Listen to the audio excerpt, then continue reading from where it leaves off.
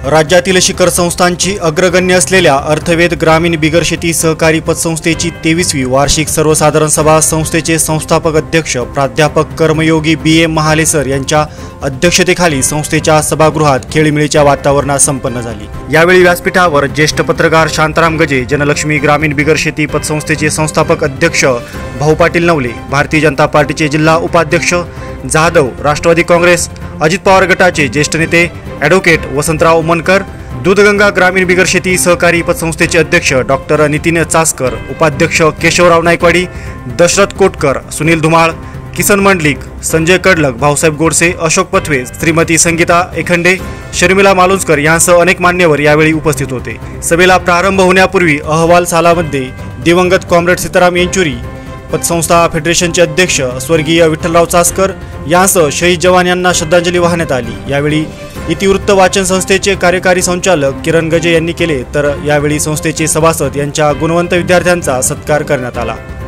भाऊ पाटील नवले यांनी अर्थवेध ग्रामीण बिगर शेती सहकारी पतसंस्थेने कर्ज वितरण करत असताना कर्ज वसुलीचा देखील तेवढाच अतिशय चांगला निर्णय घेतला। ही संस्था ठेवीच्या व कर्ज वितरणाच्या बाबतीत चांगल्या कर्जांना चांगले सहकार्य करते।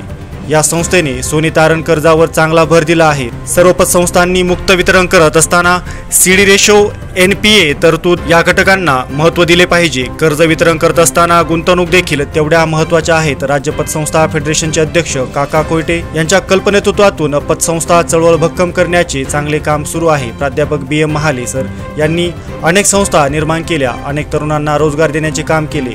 कर्मयोगी ही उपाधी सरांना योग्य ठरते। भविष्यकाळात देखील पतसंस्थांना चांगले दिवस येतील। पतसंस्थांनी देखील ठेवी या सभासदांच्या आहेत, त्यांच्या सुरक्षा ठेवणे हे आपले कर्तव्य असून कर्ज वितरण करत असताना संपूर्ण कर्जदराचे मूल्यमापन होणे देखील गरजेचे आहे।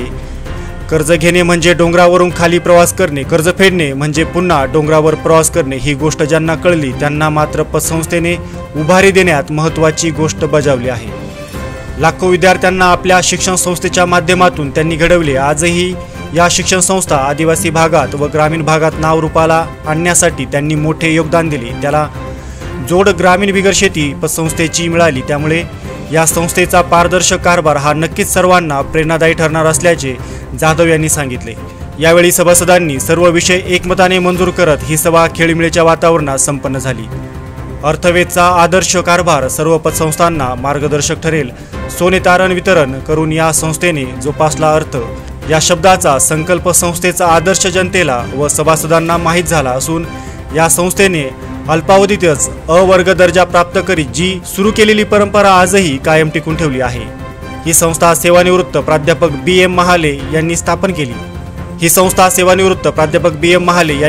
केली।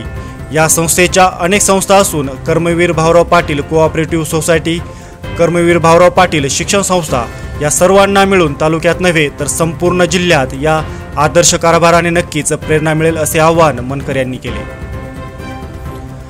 गावकरी न्यूजसाठी डॉक्टर विश्वासराव आरोटे, कळसुबाई शिखरावरून।